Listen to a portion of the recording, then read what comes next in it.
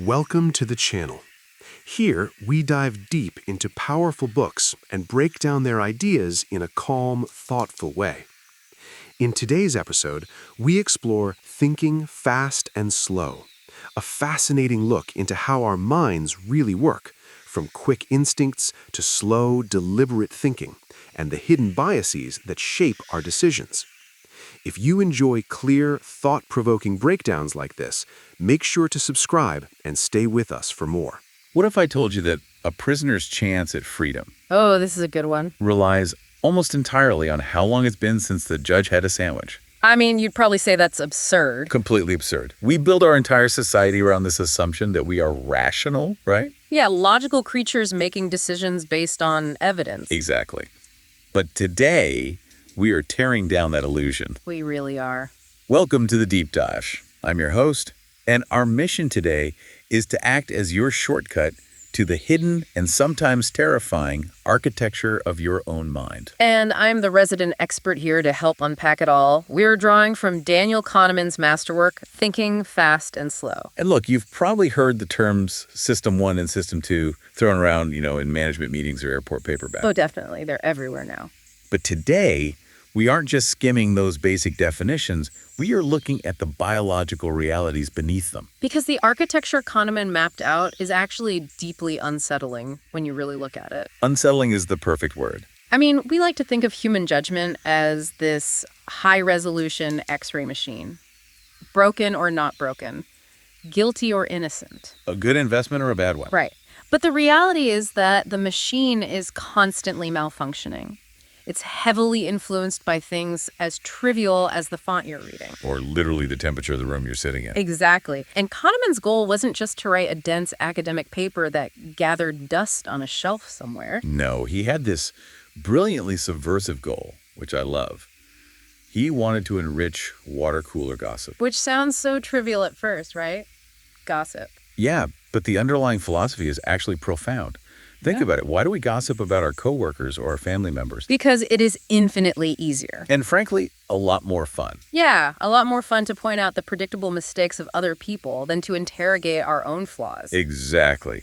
Questioning your own deeply held beliefs in the exact moment you need to question them. That's incredibly painful. It's physical work, honestly. So Kahneman figured, well, if we can give people a richer vocabulary to describe these predictable errors.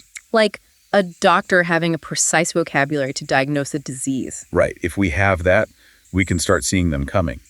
We can diagnose our friends, our colleagues, and maybe eventually catch ourselves before we fall into the trap. It's really about building a diagnostic manual for human error. Yeah. I mean, if you have a name for the cognitive illusion that makes you instantly trust a confident speaker just because they have a strong chin. Which is a real thing, by the way. Very real. But if you have a name for it, you possess a defense mechanism against it. To really grasp the magnitude of this framework, though, we have to look at how it was born. Right. Let's go back. We're talking about the late 1960s. The Hebrew University of Jerusalem. Kahneman and his colleague, Amos Tversky, began this collaboration that would, eventually win a Nobel Prize. And Tversky was a rising star at the time. Incredibly charismatic, a brilliant decision researcher. He came to give a guest lecture at Kahneman's seminar, and he posed a really simple question. Which was? Are people good intuitive statisticians? Right. The idea being, a toddler intuitively knows the grammar of their native language without ever being taught the rules. Exactly. So do adult humans intuitively feel the rules of statistics when we look at the world? That was the premise. And they decided to explore it together. So they spent hours upon hours in this cafe in Jerusalem, just talking, laughing, and running thought experiments on themselves. And the revelation they had was honestly pretty humbling. I bet.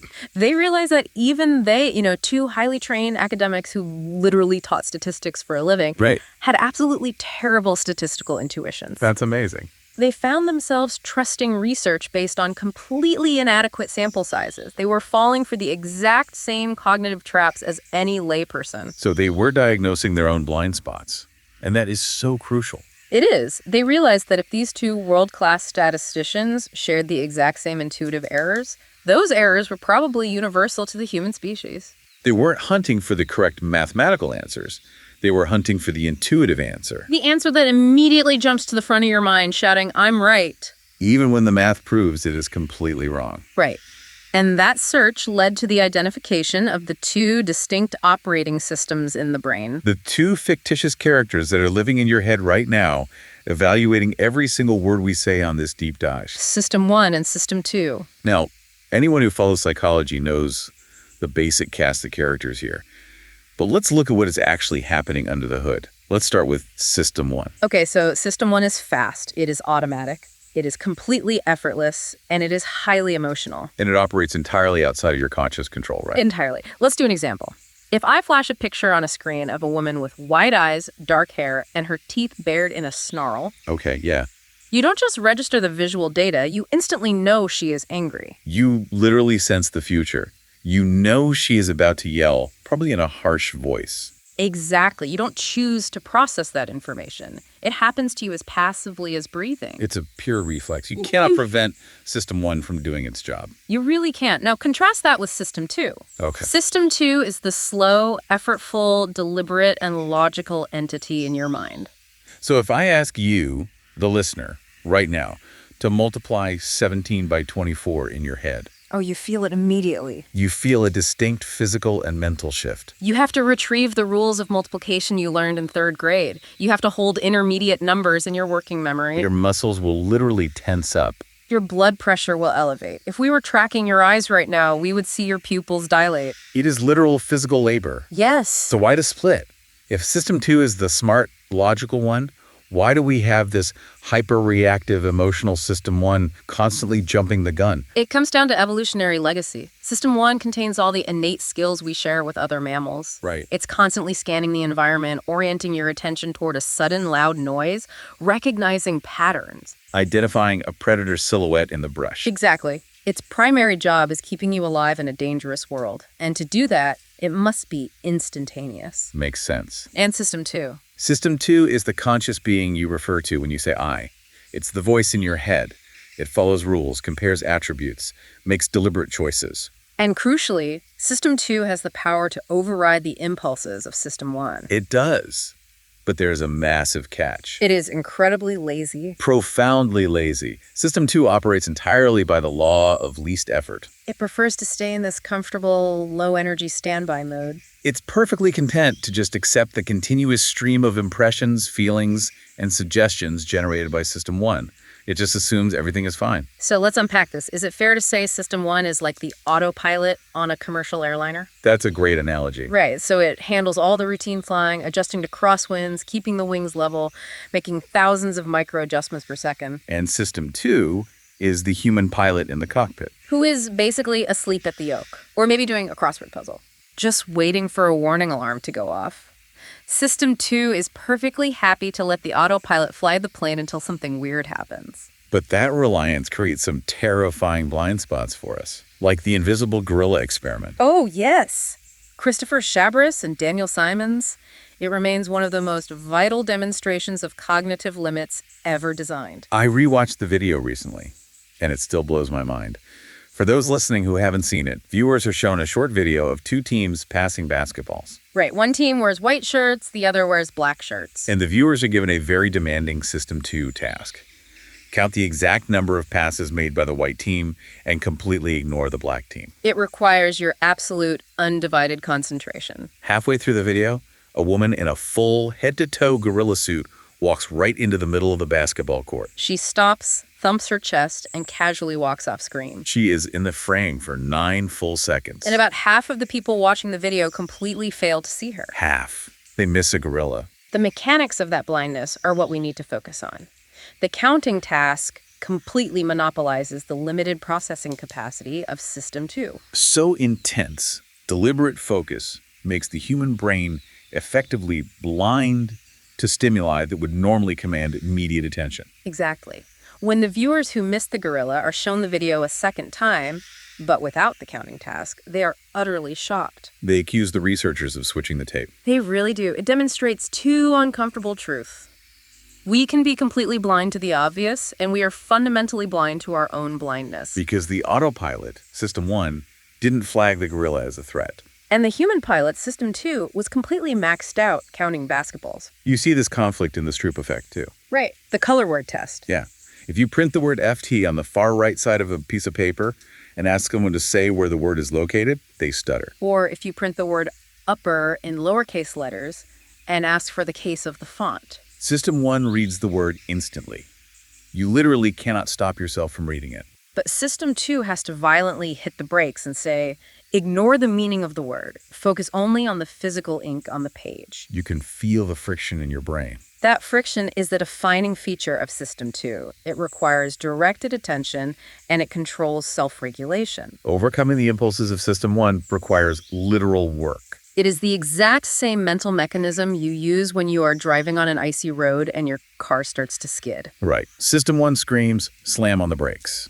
Because that is the instinctive reaction to danger. But your System 2 has to retrieve the rule you learned in driver's ed. Steer into the skid, take your foot off the brake. It takes immense cognitive control to override an instinct like that. He does. And what's disturbing about Kahneman's work is the revelation that this cognitive control isn't just an abstract concept.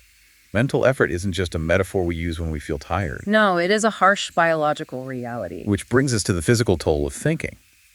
Let's look at tasks that push the brain to its breaking point, like the add 1 and add 3 tasks. These were designed specifically to push System 2 to its absolute physiological limits. Walk us through it.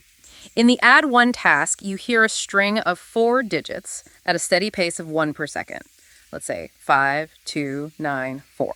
Okay. You have to maintain a steady rhythm, wait exactly 2 beats, and then speak aloud a new string of digits where every original number has been increased by 1. So 5, 2, 9, 4 becomes 6, 3, 0, 5. Exactly. And add 3 is the exact same structure, but you must add 3 to every digit. Which is so much harder than it sounds. It's brutal. You are being forced to hold several items in your short-term memory while simultaneously executing complex mental manipulations on them. All while keeping its strict rhythm. I actually tried doing the add 3 task while I was walking the dog last week. Oh, let me guess how that went. I physically had to stop walking. I froze on the sidewalk. My brain could not simultaneously command my legs to move and perform that level of mental manipulation. That paralysis is a feature, not a bug. Yeah. Your brain was aggressively hoarding resources. When Kahneman studied these tasks, he discovered that the pupils of the human eye are incredibly sensitive, real-time indicators of mental effort. Just like a literal gauge on a dashboard. Yes. As a subject hears the digits and begins transforming them, their pupils dilate second by second, expanding as the mental strain increases. And it peaks, right. The dilation reaches an almost intolerable peak in the exact second they're struggling to produce the new numbers aloud. The moment they find the answer, or the moment they just give up, the pupils instantly contract. Alongside this, the subject's heart rate increases by about 7 beats per minute. It's a physiological sprint. And just like a circuit breaker tripping in your house when you plug in too many space heaters, System 2 has a hard, non-negotiable limit. It really does. When you are cognitively maxed out, when those pupils are fully dilated, you essentially go blind. Because of that selective allocation, I know Kahneman did a variation of that add 1 task where they flashed the letter K on a screen right at the peak moment of the subject's mental effort. And people stared right at the screen, eyes wide open, and completely missed the letter. Incredible. The brain is selectively allocating its strictly limited energy budget to the single most critical task at hand. And the compelling question this raises is about the nature of that energy. The psychologist Roy Baumeister discovered something vital. Which is? All variants of voluntary effort draw from the exact same shared pool of mental energy. Whether you are solving complex math, or regulating your emotional response to a rude coworker, or pushing yourself through a grueling physical workout. You are draining the exact same battery. This phenomenon is known as ego depletion. Meaning, if I spend an hour biting my tongue in a highly contentious board meeting, I've literally spent the energy required to maintain my diet. And you are practically guaranteed to eat a donut on the way home. That is so validating. But the biological trade-off is very real. You are depleted. And subsequent research demonstrated that this is not just a subjective psychological feeling of being tired. It maps to a measurable drop in blood glucose levels. Glucose, so actual sugar in the blood. Yes. The human nervous system consumes more glucose than almost any other part of the body. So effortful, deliberate mental activity is incredibly expensive. And it is paid for in the currency of glucose. Exactly. To see just how lazy System 2 becomes, especially when we aren't highly vigilant, Let's play with the famous bat and ball problem. Oh, this is a classic. Listeners, I want you to try to answer this instantly, the second I finish the sentence. Ready? A bat and a ball together cost $1.10. The bat cost exactly $1 more than the ball. How much does the ball cost? Don't think, just answer. The answer that just loudly popped into your head, courtesy of your associative system 1, is 10 cents. It is highly intuitive, it feels perfectly appealing, and it is mathematically wrong. Right.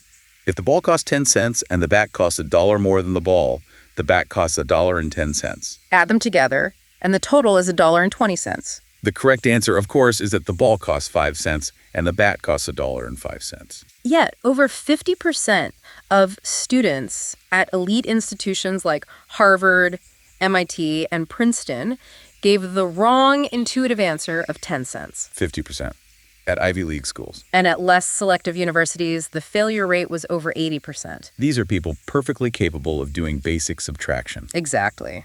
What this proves is that they simply didn't bother to check.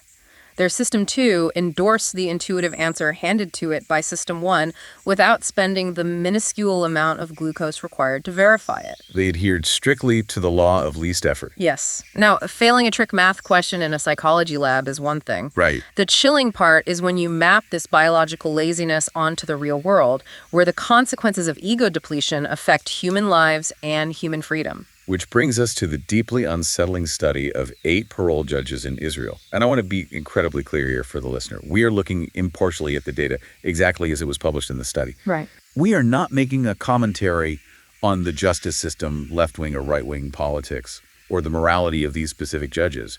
We are strictly observing human cognitive data. The data speaks for itself. These judges spend their entire day reviewing applications for parole. It is grueling, highly consequential work. They spend an average of about 6 minutes per case. Yes.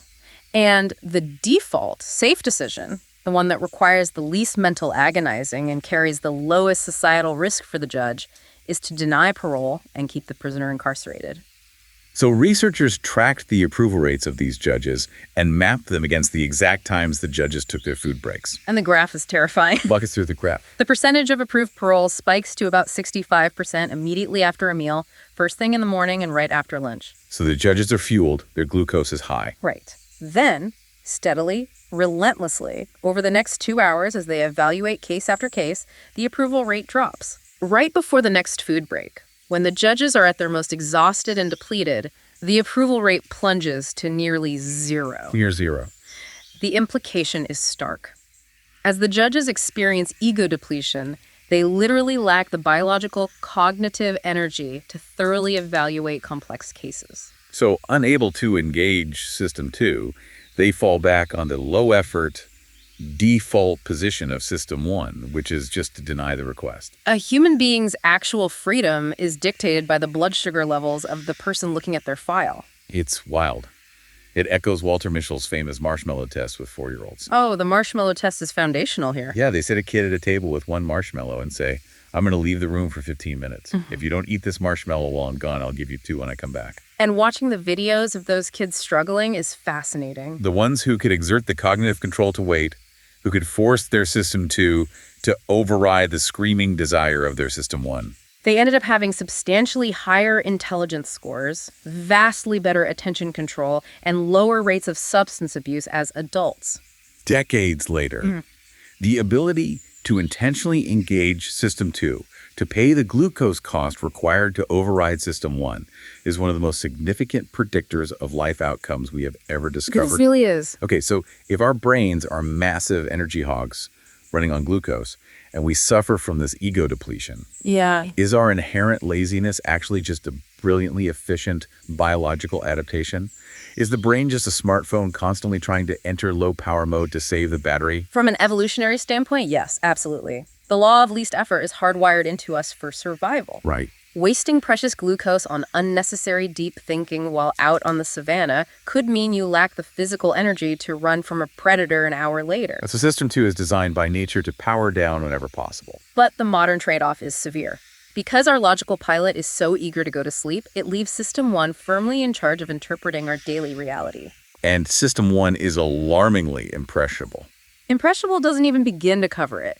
We need to talk about the associative machine. Listeners, I'm going to say 2 words to you, and I want you to just observe the internal machinery of your mind for a second. Ready? Go ahead. Bananas. Vomit. Such a visceral reaction. Right. What just happened in the last 2 seconds? Your system 1 instantly, aggressively linked those 2 concepts. It built a causal narrative out of thin air. Assuming the bananas somehow caused the sickness, you almost certainly experienced a very mild, fleeting physical reaction of disgust. Your heart rate might have ticked up. And crucially, your brain is now temporarily primed to recognize words related to sickness faster than it would have a minute ago. You didn't consciously decide to do any of this. It was inflicted upon you by your own mind. What you just experienced is associative activation. Right. System 1 does not store facts in isolated, hermetically sealed boxes. It maintains a vast, infinitely complex web of interconnected ideas. So when one node in that web is activated, like the word vomit, The activation spreads outward like ripples on a pond, firing up related nodes. Sickness, doctors, nausea, bad smells. and this mechanism leads to the phenomenon of priming. Exactly. Ideas unconsciously trigger related thoughts. And here's where it gets strange. Those thoughts can literally trigger physical actions. We call this the ideomotor effect, and the experiments proving the ideomotor effect sound like science fiction. Let's look at the Florida effect experiment designed by John Borg. This is a wild one. The setup is simple. College students are given sets of 5 words and asked to arrange 4 of them into a coherent sentence. Standard psychology puzzle stuff. Right. But for one group of students, half of the sentences contain words subtly associated with the elderly. Words like Florida, forgetful, bald, gray, or wrinkle. But the word old itself was never explicitly used. Never. After they finished the puzzle, they were instructed to walk down the hallway to another office to get paid. What they didn't know was that the researchers were secretly timing their walk down that hallway with stopwatches. And the findings sent shockwaves through the psychology world. What happened? The young, healthy students who had been exposed to the elderly-themed words walked down the hallway significantly more slowly than the control group. Simply unscrambling words related to old age primed the concept of old age in their associative memory. And that abstract concept unconsciously primed the physical behavior of walking slowly. And when interviewed afterward, none of the students had noticed a theme to the words, and none of them believed their walking speed had been affected. It's completely invisible to the conscious mind. And the mechanism works in reverse, too. If you force a group of students to walk around a room at 1/3 their normal walking pace for 5 minutes, and then give them a word recognition test, they are suddenly significantly faster at recognizing words related to old age. Your body tells your brain what to think, just as much as your brain tells your body what to do. There's that other famous experiment where they had people hold a pencil horizontally between their teeth. Listeners, try it right now. It forces your facial muscles into a mechanical smile. Another group held the pencil in their lips, pointing straight out, which forces a pucker or a frown. They were then asked to rate the humor in Gary Larson's The Far Side cartoons. And the people whose faces were forced into a smile rated the cartoons as significantly funnier than the ones forced to frown. The physical sensation of a smile primes the brain for amusement. What we have to realize is how deeply these subtle environmental cues dictate our most complex social behaviors. Take the concept of money priming. Kathleen Vose conducted a series of brilliant experiments where participants were subtly exposed to the concept of money. It wasn't overt, right? No, maybe there was a stack of Monopoly money sitting on a desk in the corner, or a computer screensaver displaying dollar bills floating in water. And the people primed with money behaved radically differently from the control group. They became far more independent. They worked twice as long on extremely difficult puzzles before giving up and asking the experimenter for help. But independence has a dark side in this context, right? Right. It does. They also became significantly more selfish. They were much less willing to help a supposedly confused student who asked for assistance. Wow. When an experimenter deliberately dropped a box of pencils on the floor, the money-primed participants picked up fewer pencils. And didn't they space their chairs differently? Yes. When asked to set up 2 chairs for a conversation with another person, the money-primed people physically placed the chairs much further apart than the control group. Just from seeing a screensaver of floating cash in their peripheral vision, their entire moral and social orientation shifted toward individualism and a reluctance to connect with others. It's incredible. Think about how this applies to the listener's daily life. When you log on to your corporate software, Are the UI elements, the metrics, the dashboard, subtly priming you to be more cutthroat? When your boss uses specific aggressive buzzwords in an email, is your physical posture actually changing at your desk without you realizing it? Look at the honesty box experiment. That has to be one of the best ones. That is perhaps the most elegant demonstration of this phenomenon. In a British university office kitchen, staff paid for their tea and coffee by dropping coins into an honesty box based on a suggestive price list posted on the wall. Pretty standard break room setup. Exactly. For years, the researchers secretly ran an experiment. Right above the price list, they posted a small banner. On week 1, the banner was a pleasant photograph of flowers. Oh. On week 2, it was a photograph of 2 human eyes staring directly outward. They alternated these images, flowers, eyes, for 10 weeks. And the financial results are staggering. On the weeks when the staring eyes were looking at them, the office staff contributed nearly 3 times as much money to the box as they did on the flower weeks. 3 times as much. Nobody consciously thought, that photograph is watching me, I better pay for my tea. But the symbolic evolutionary reminder of being observed unconsciously prodded their System 1 into strictly moral, compliant behavior. If a picture of eyes makes me honest, and a picture of money makes me selfish, and a puzzle about Florida makes me walk like an octogenarian, how much of my conscious choice is actually mine? That is the big question. We think of ourselves as authors of our destiny, but it sounds like our brains are highly sensitive Ouija boards, constantly being pushed around by unseen forces in the room. It is a profoundly disturbing realization, and it's why many people resist this data. System 2 is desperate to believe it is the author of your actions. It protects your sense of agency. But you must accept that you are highly susceptible to your environment. System 1 treats the mere conjunction of words or images as an accurate representation of reality, and it instantaneously alters your physical and social behavior to match that reality. And this constant unconscious susceptibility leads us directly into how your brain decides what is actually true. It all comes down to a feeling of ease. Cognitive ease versus cognitive strain. I want the listener to imagine a physical dial inside the cockpit of their mind. When things are going well, there are no threats, no complex problems to solve, and you are running smoothly on autopilot. That dial points firmly to cognitive ease. Right. When you are in a state of cognitive ease, you are in a good mood. You like what you see, you believe what you hear, you trust your intuitions, and crucially, you drop your intellectual guard. The opposite end of the dial is cognitive strain.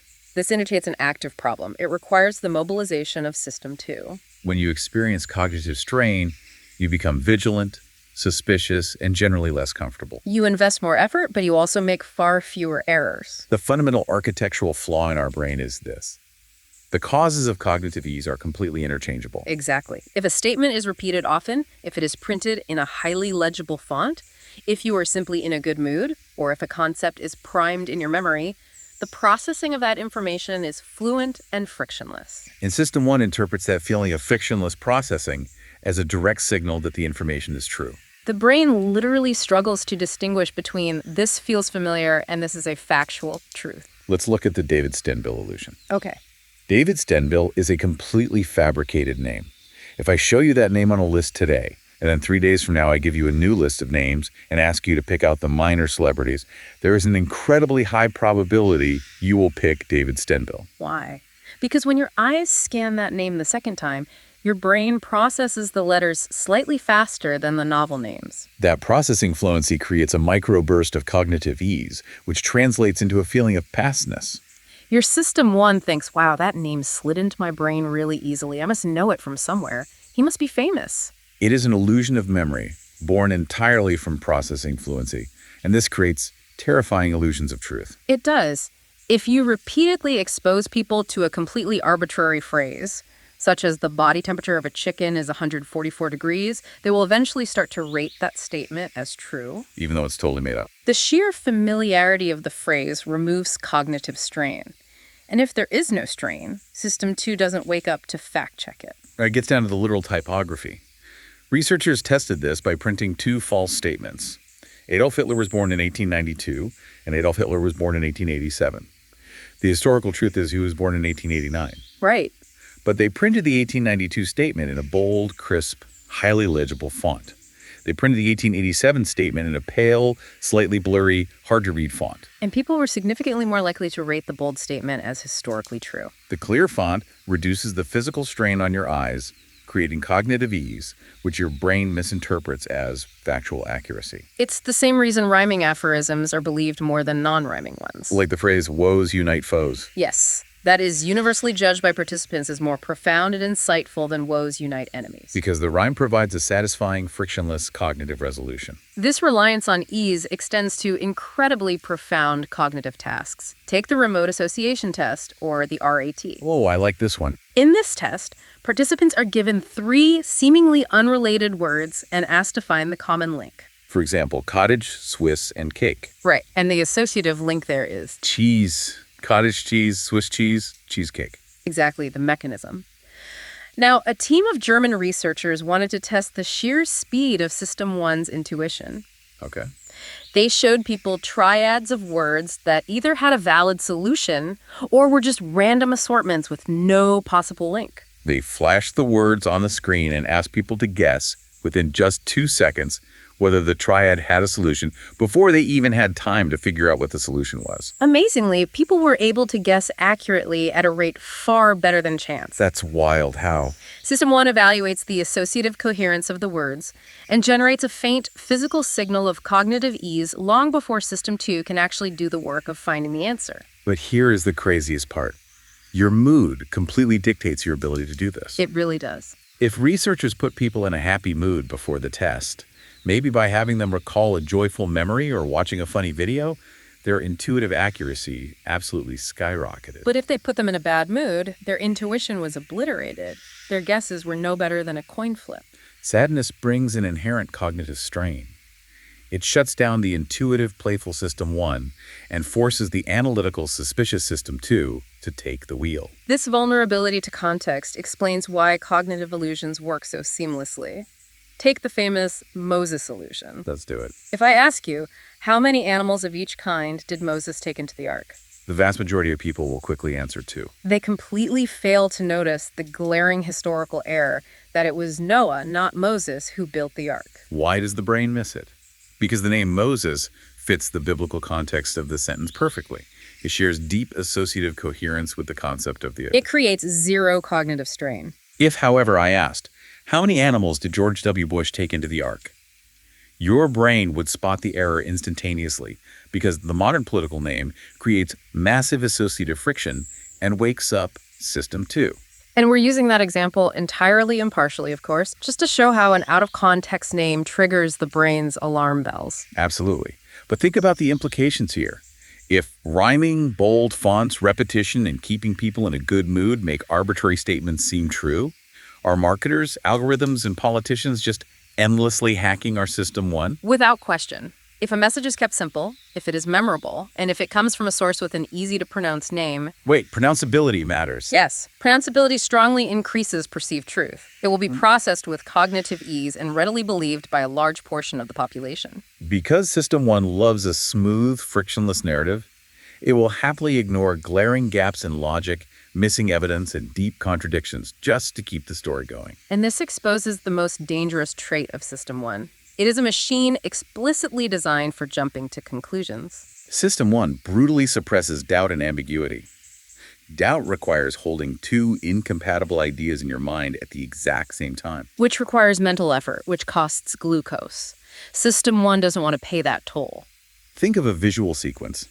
If I draw an A on a board, followed by a shape that looks like a B, the top and bottom curved lines are slightly separated from the straight vertical line, followed by a C.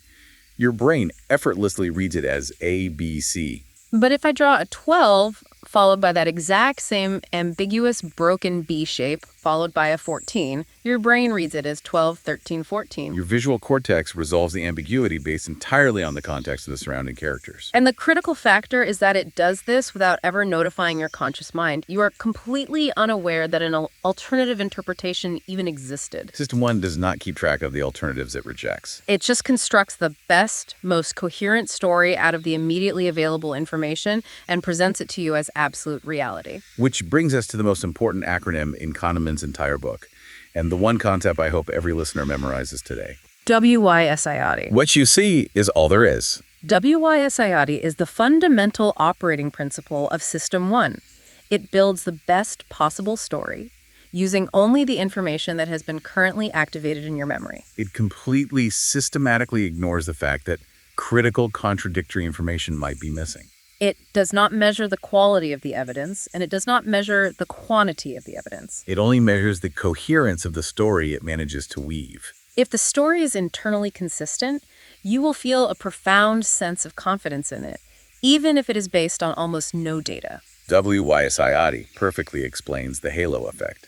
The halo effect is a cognitive bias, where your overall impression of a person dictates how you feel about their specific character traits. Right. If you see a politician give a rousing, articulate speech and you strongly agree with their politics, you are highly likely to assume they also have a pleasant singing voice. Or that they are a wonderful parent, or that they are good at managing a budget. You have absolutely zero empirical evidence for any of those things. But System 1 demands a coherent story. Good at speeches and bad parent creates cognitive strain. Good at speeches and good parent creates a coherent halo. The psychologist Solomon Asch demonstrated the sheer power of the halo effect with a simple list of traits. This one is great. Listeners, imagine two people. The first person, Alan, is intelligent, industrious, impulsive, critical, stubborn, and envious. Now consider the second person, Ben. Ben is envious, stubborn, critical, impulsive, industrious, and intelligent. It's the exact same list of 6 adjectives. The order is just reversed. But when asked to evaluate them, people overwhelmingly view Alan much more favorably than Ben. Because the initial traits you read shape your interpretation of all the subsequent traits. If you start with a strong, positive anchor like intelligent, then when you get to the word stubborn, you interpret it as a justified defense of his brilliant ideas. Alan is a principal genius. But if you start the list with envious, then when you reach intelligent, you perceive him as a dangerous, cunning threat. The first impression creates a halo that forces all subsequent data to conform to the initial narrative. Kahneman shares this deeply relatable, almost painful story about his time as a university professor grading essay exams. Oh, the grading story, yeah. He used to grade exams the way most teachers do.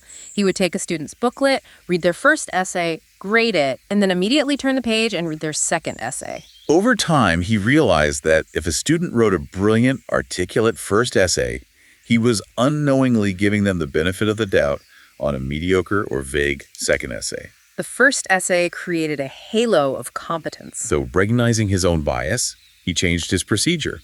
He started reading essay number 1 for the entire class, scoring them all, and then going back and reading essay number 2 for everyone. And he was horrified by what he found. What happened? A student he had given a glowing A on the first essay would often write a complete mess for the second essay, earning a C. Kahneman noted that he actually felt intense psychological discomfort, real cognitive dissonance, when he had to give a low grade to a student he had just deemed brilliant. His previous grading method had manufactured a false sense of consistency.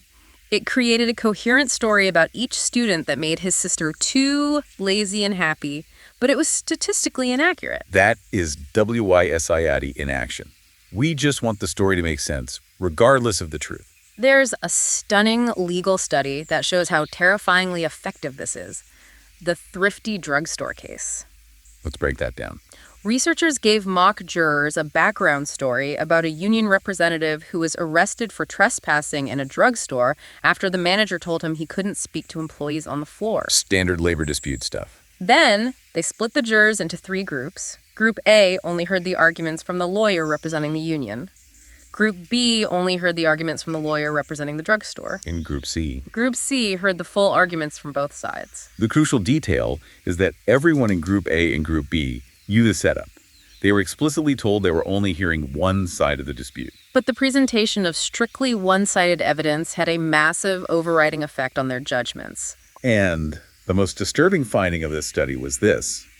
The participants who were exposed to only one-sided evidence were actually more confident in their final verdicts than the jurors who heard both sides.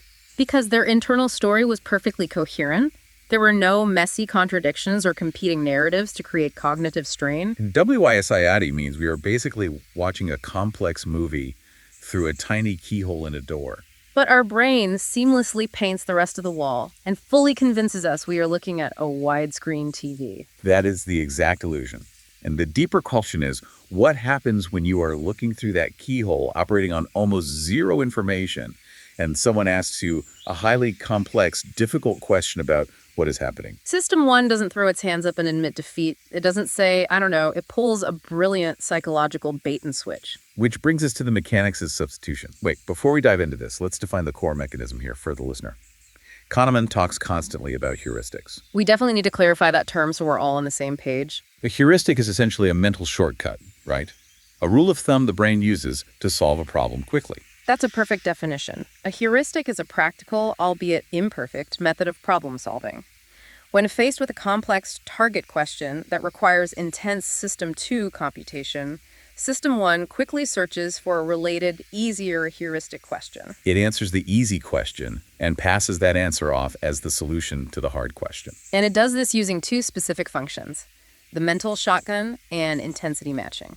Mental shotgun means that whenever you intend to evaluate one specific attribute, your brain automatically fires off a spray of other related basic assessments. And intensity matching is the brain's ability to translate a value from one scale directly onto another scale. To make this concrete, let's look at the happiness and dating study. A classic substitution example. German students were asked a very difficult target question.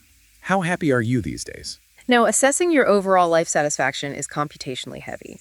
You have to weigh your career, your family, your health, your finances. The researchers followed that question up with, how many dates did you have last month? When asked in that specific order, the results showed zero correlation between the two answers. The students' dating lives were not the primary driver of their overall life happiness. But then the researchers took a second group of students and simply reversed the order of the questions. First, how many dates did you have last month? Second, how happy are you these days? In the second group, the correlation between the two answers was absolutely massive. Think about the mechanics there. When asked about their recent dates first, it triggered an immediate emotional response, either the warm glow of romance or the sharp sting of loneliness. The mental shotgun fired, activating their emotional state. When the difficult target question, how happy are you these days, came up immediately afterward, System 1 balked at the complexity. It substituted the hard question with the easier heuristic question it had literally just answered. How happy are you with your romantic life?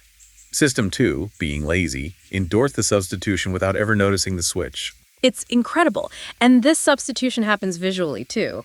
The 3D heuristic. Oh, I've seen this one in textbooks. If you take a piece of paper and draw two identical flat figures of a person, but you place them on a background of a hallway drawn in 3D perspective. So one figure is near the front of the hallway, and the other is near the back. The one in the back looks massive compared to the one in the front. If you ask people, how large are these figures on the physical page, which is a simple 2D question, they invariably say the distant figure is much larger. Because the visual cortex substitutes the 2D question with a 3D heuristic question. How tall are these people in the actual 3D world? The perceptual system makes the switch automatically. You literally cannot help but perceive the distant figure as larger, even when you measure them with a ruler and logically know they are identical in size. It's the exact same mechanic as the Exxon Valdez bird study, which is one of the most fascinating economic studies ever done. It really highlights how poorly we handle large numbers. After the oil spill, researchers asked different groups of people how much money they would be willing to donate to pay for nets to cover oil ponds, specifically to save migratory birds from drowning in the oil. They asked 3 different groups about saving 3 different numbers of birds. 2,000 birds, 20,000 birds, or 200,000 birds. Logically, if saving a bird's life is an economic good, you should be willing to pay substantially more to save 200,000 birds than 2,000. But the average monetary contributions across the 3 groups were $80, $78, and $88. The actual number of birds being saved meant absolutely nothing to the donors. And this reveals a profound limitation of the human mind known as extension neglect. We evolved in small tribes of maybe 150 people. Our brains simply do not have the architectural capacity to emotionally comprehend a tragedy involving 200,000 of anything. We cannot multiply grief. So the participants substituted the difficult economic calculation, pricing the statistical value of a bird's life, with an emotional prototype. They asked themselves the heuristic question. How much emotion do I feel when I visualize a single helpless bird drowning in thick black oil? The emotional intensity of that singular image was exactly the same, regardless of the total number of birds. Therefore, the dollar amount they matched to that emotional intensity was exactly the same. It's intensity matching in its purest form. Here is another wild example of intensity matching. If I say to you, Julie learned to read fluently when she was only 15 months old, what do you think her graduating GPA was in college? You instantly recognize that a baby reading at 15 months is extraordinary, maybe the top 1% of the population in cognitive development. So using intensity matching, you take that top 1% percentile and seamlessly translate it over to the GPA scale, guessing a 3.9 or a 4.0. You completely ignore the statistical reality that early childhood reading might not correlate perfectly with college grades 2 decades later. You just match the intensity of the extremes. If our brains are this eager to substitute hard questions with emotional prototypes, does this explain why we judge politicians based on their looks? Oh, absolutely. Are we literally substituting the impossible question, will this candidate navigate complex geopolitical trade policies, with the easy visual question, do they have a strong, commanding chin? That is exactly what is happening under the hood. Alexander Todorov's research proved this conclusively. We possess ancient evolutionary circuits designed to assess a stranger's face in a fraction of a second. Scanning primarily for dominance, indicated by features like a strong, square jaw and trustworthiness, indicated by a slight smile or open eyes. Todorov showed participants photographs of competing political candidates for just 1/10 of a second and asked them to rate the candidates on competence. And those rapid-fire, entirely superficial visual ratings accurately predicted the winner in roughly 70% of actual real-world elections. 70%. Voters, particularly those who lacked deep political information, unconsciously substituted the unimaginably complex question of political leadership with a basic automatic assessment of facial competence. Our desperate desire for an easy, coherent story completely blinds us to actual statistical realities, which leads us to the very statistical blind spot that launched Kahneman and Tversky's entire partnership. The law of small numbers and our dangerous illusion of cause. Let me pose a geographic puzzle to the listener. Let's impartially look at public health data regarding the counties in the United States with the lowest incidence of kidney cancer. Okay. The data shows that these healthy counties are mostly rural, sparsely populated, traditionally Republican counties in the Midwest, the South, and the West. Immediately, your System 1 starts building a narrative. Clean living, fresh air, lack of industrial pollution, hard work. It's a highly coherent, satisfying causal story. But then you turn the page and look at the counties with the highest incidence of kidney cancer. And the demographic data is completely identical. Mostly rural, sparsely populated, traditionally Republican counties in the Midwest, the South, and the West. Your System 1 scrambles in a panic and builds a completely new causal narrative. Poor access to advanced medical care, a high-fat rural diet, too much alcohol and tobacco. But both stories cannot possibly be true. The rural lifestyle cannot be the primary cause of both the lowest cancer rates and the highest cancer rates simultaneously. And that is because the lifestyle, the poverty levels, and the political affiliations have absolutely nothing to do with it. The true answer is purely mathematical, and System 1 is blind to it. The key factor is that these counties are sparsely populated. They have very small sample sizes. It is a mathematical certainty that small samples yield extreme outcomes, both vastly higher and vastly lower than the average, much more frequently than large samples do. If a county only has a population of 100 people, just 1 or 2 tragic cases of kidney cancer will skyrocket the county's percentage rate to the highest in the nation. Conversely, if no one gets it, their rate is mathematically zero, the lowest in the nation. It's the classic urn problem. Imagine an urn filled with half red marbles and half white marbles. Jack draws 4 marbles at a time. Jill draws 7 marbles at a time. Jack is mathematically much more likely to draw an extreme outcome, say, all 4 marbles being red, simply because his sample size is smaller. Jill's larger sample of 7 will regress closer to the 50-50 average. But System 1 despises statistics. It cannot process them naturally. It demands a causal story with a clear actor and an intention. We want to see the hammer hitting the egg. We refuse to accept a random distribution of marbles. This systemic misunderstanding of small numbers wastes billions of dollars in public policy.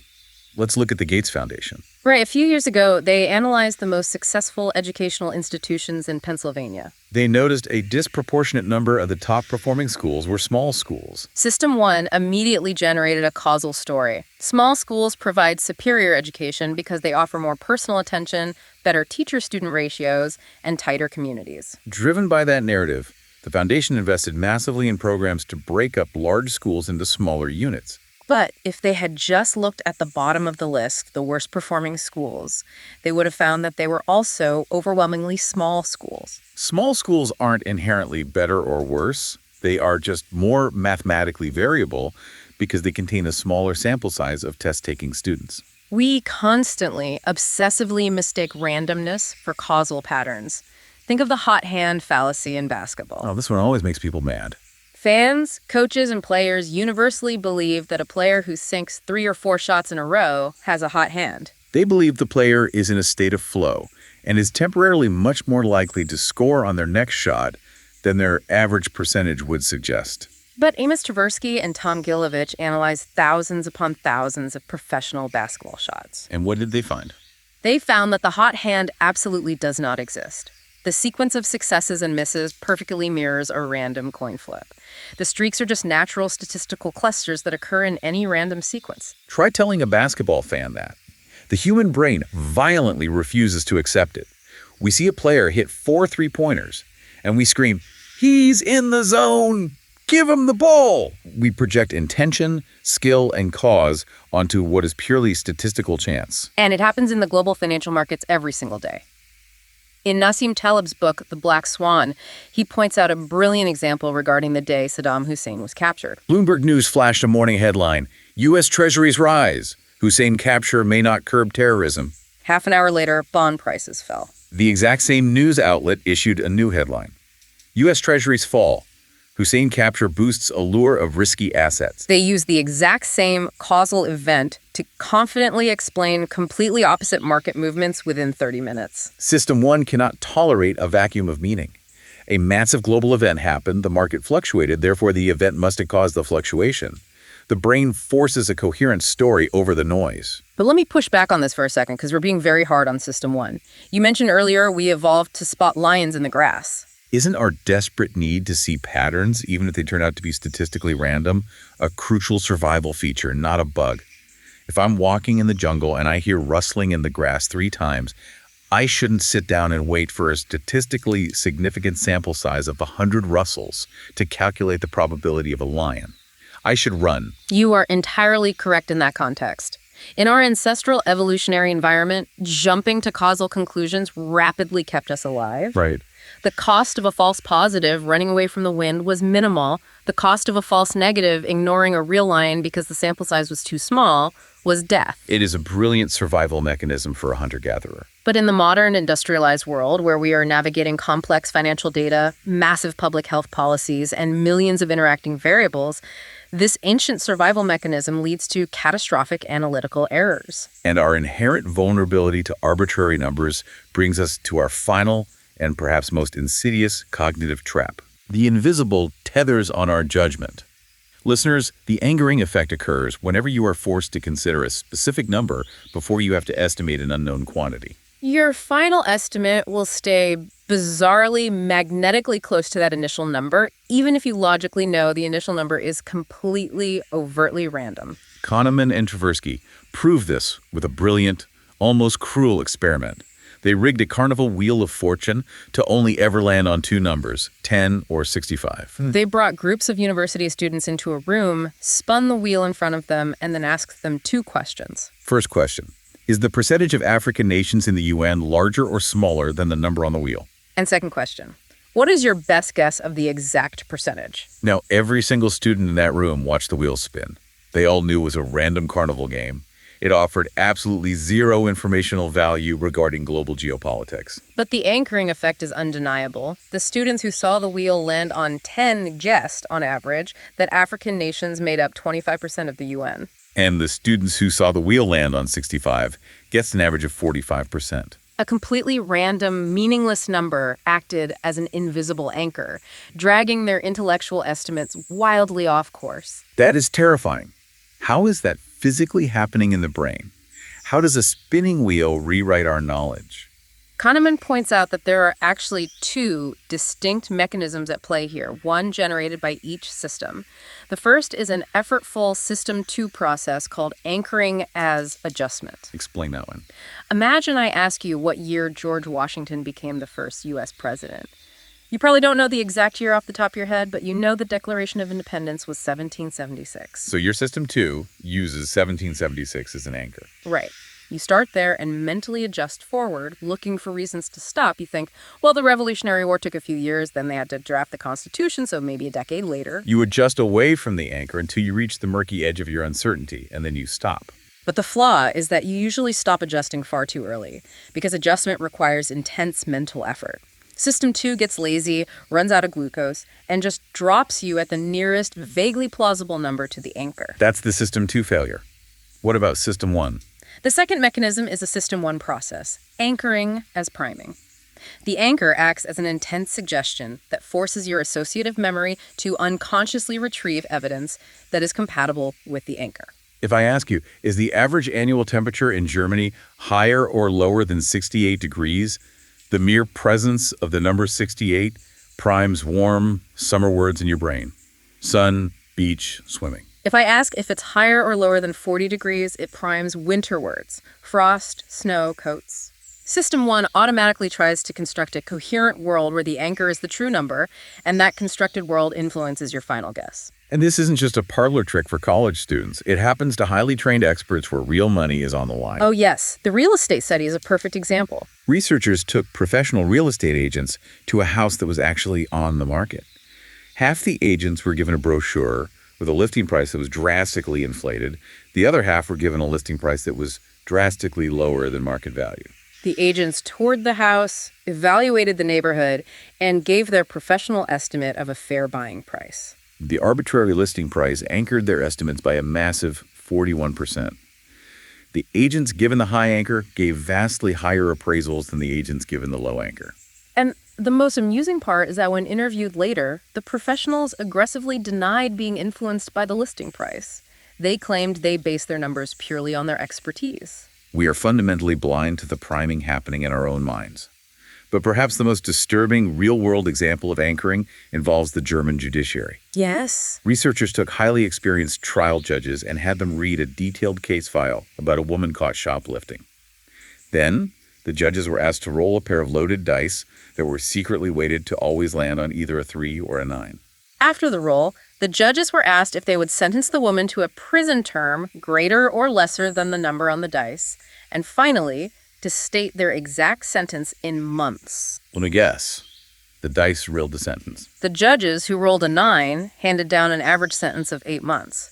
The judges who rolled a 3 handed down an average sentence of 5 months. A purely random dice roll, executed seconds before their decision, dictated months as a human being's freedom. And corporations use this against us every day. Supermarkets will put up an end cap display for Campbell's soup with a sign that says, "On sale, limit 12 per person." Shoppers buy roughly twice as many cans as they do when the sign just says, "On sale, no limit." The number 12 anchors their purchasing decision, making them think, wow, if the limit is 12, this must be a highly desirable item, I better stock up. Okay, if our brains are this porous, if I am walking into a negotiation to buy a house or negotiating my salary at a new job, and the person across the table throws out a crazy, extreme lowball anchor, how do I fight back? My System 1 is instantly going to start retrieving evidence to justify their crazy number. The defense mechanism exists, but it requires mobilizing System 2. The psychologists Adam Galinsky and Thomas Musweiler found that you cannot just ignore the anchor. Because System 1 has already processed it. Exactly. You have to deliberately focus your attention and aggressively search your memory for arguments against the anchor. You have to consciously activate System 2 to think the opposite. If someone gives a lowball salary offer, do not dwell on it. Deliberately shift your focus to the absolute minimal offer they would realistically accept, or focus entirely on the massive cost to them if the negotiation fails. You have to intentionally break the associative prime by recruiting contradictory thoughts. You literally have to violently shake the human pilot awake and force them to grab the yoke. Wow, what an incredible journey through the hidden machinery of the mind. Let's synthesize everything we've unpacked today. Let's do it. We started by meeting the fast, automatic, emotionally volatile System 1. We saw how it acts as an associative machine, highly vulnerable to unseen crimes in our environment, like making us physically walk slower just from unscrambling words about Florida, or making us selfish just by seeing a picture of money. We met the profoundly lazy System 2, our conscious pilot that runs on a strictly limited budget of blood glucose and often just rubber stamps System 1's flawed impulses. We explored how our brains desperately crave cognitive ease, equating clear fonts, rhymes, and familiar repetition with factual truth. We dissected the danger of WYS what you see is all there is, where we construct confident, unshakable narratives out of tiny keyhole glimpses of information, completely ignoring the vast universe of data we don't possess. We learned how we substitute unimaginably hard questions, like what is the statistical economic value of saving migratory birds, with easy emotional questions. We saw how we invent deeply satisfying causal stories to explain away the completely random statistical noise of small sample sizes. And finally, we saw how random numbers like a spin of a carnival wheel or a roll of loaded dice can silently anchor our deepest, most professional judgments. And this brings us back to you, the listener. If you have been following along with this deep dive, the goal today was to equip you with a vocabulary. By possessing these labels, WISIATI, the halo effect, ego depletion, associative priming, anchoring, you are now armed. When you walk into your next board meeting, when you are negotiating the price of a car, or even when you are just walking down the aisle of a grocery store looking at soup displays, you can now see the invisible strings pulling at your choices. You have the power to hit the pause button. You can manually wake up your System 2 and ask yourself, wait, am I believing this because it's true, or just because it's printed in a bold font and processing it feels easy? I want to leave you with one final provocative thought to mull over. We learned today that your System 1 is a machine that is constantly, relentlessly updating its internal model of what is normal, based entirely on your most recent exposure. Just like reading the word vomit primed you to expect sickness, or seeing a burning car on your commute once makes it slightly more normal to see one there again. So ask yourself, what is your daily media consumption doing to your baseline of reality? What are the endless curated social media feeds and the hyper-optimized news algorithms doing to the associative network in your brain? If what you see is all there is, what happens to your mind and your society when you allow an algorithm designed for engagement to decide exactly what you see? It is a profound, deeply urgent question about the architecture of our modern reality. We are living in an environment designed to hack System 1. We really are. Remember that X-ray machine we talked about at the very beginning of the show? The one that gives you a clean, objective, binary answer. Your mind doesn't have an X-ray. It has a storyteller. And it is entirely up to you to engage the effort required to decide if you're going to believe the story it tells you. Thank you so much for joining us on this deep dive. Keep questioning your own intuitions, watch out for those anchors, and we will see you next time.